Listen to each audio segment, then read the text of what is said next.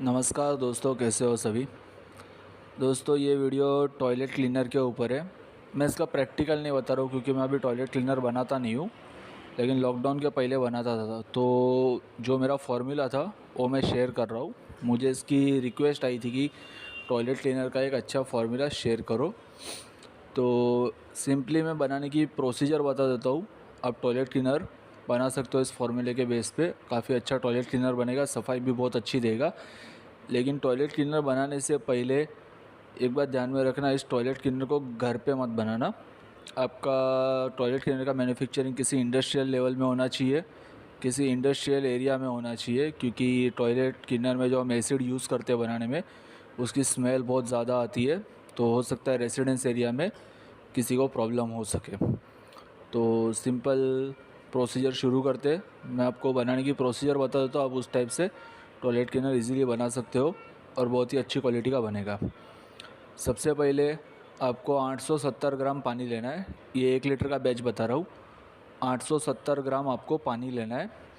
870 ग्राम पानी में आपको एसिड ब्लू कलर मिक्स कर देना है।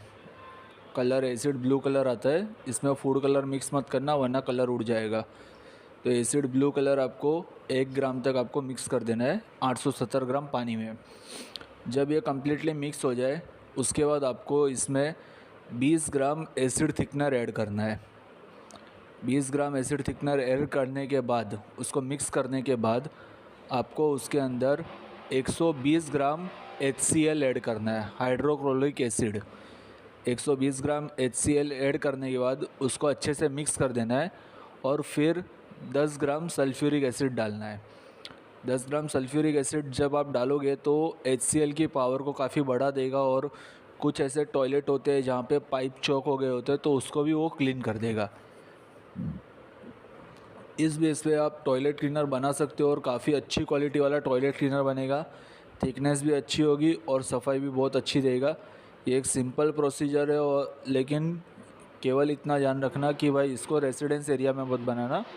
इस प्रोडक्ट को बनाने के लिए आपका मैन्युफैक्चरिंग किसी इंडस्ट्रियल एरिया में होना चाहिए, जिससे कि आपको भी दिक्कत ना आए और रेजिडेंस एरिया में रहने वालों को भी दिक्कत ना आए। और अगर किसी को ट्रेनिंग लेनी हो तो ट्रेनिंग के लिए कांटेक्ट कर सकते हो। यहाँ पे मैंने ट्रेनिंग की डिटेल दी हुई है। कंप्लीट मैन्युफैक्चरिंग कोर्स भी है जो कि ऑनलाइन ट्रेनिंग रहेगी। जब तक आप सीख नहीं जाओगे आपकी टोटली ट्रेनिंग चालू रहेगी, जिसमें केमिकल इन्फॉर्मेशन, फार्मूला क्रिएशन और प्रोडक्ट मैन्युफैक्चरिंग कम्प्लीटली पूरा प्रोसीजर सिखाऊंगा। और अगर इतना लंबा टाइम स्पेंड नहीं करना है तो सिर्फ प्रोडक्ट बनाना भी सिखा दूंगा, जो यहाँ पे मैंने दिए हुए हैं। तो अगर आप चाहो तो आप मुझे कांटेक्ट कर सकते हो। Thank you.